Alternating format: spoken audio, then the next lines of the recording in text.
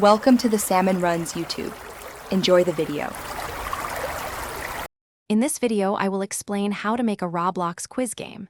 To begin, open Roblox Studio and select a new baseplate project. This provides a blank canvas for your creation. Next, familiarize yourself with the Explorer and Properties windows, which are crucial for managing your game's elements. Finally, insert a new screen GUI into Starter GUI.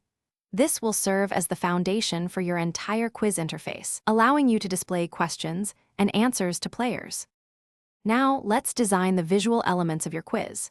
Add a text label to display your questions clearly, and then include 3 to 4 text buttons for the answer choices. Take time to customize their appearance, adjusting the font, size, and color to match your game's theme. Organizing these elements within frames is a smart practice.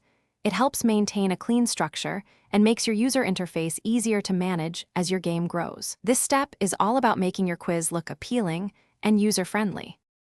With your interface ready, it's time to bring your quiz to life with scripting.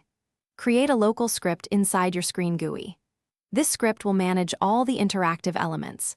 Define a table containing your questions, their respective answers, and the correct choice for each. Then, write functions to dynamically display new questions, check if a player's selected answer is correct, and update their score accordingly. This is the core logic that makes your quiz playable and engaging for everyone. To make your quiz even better, consider adding enhancements like a countdown timer for each question or a clear score display.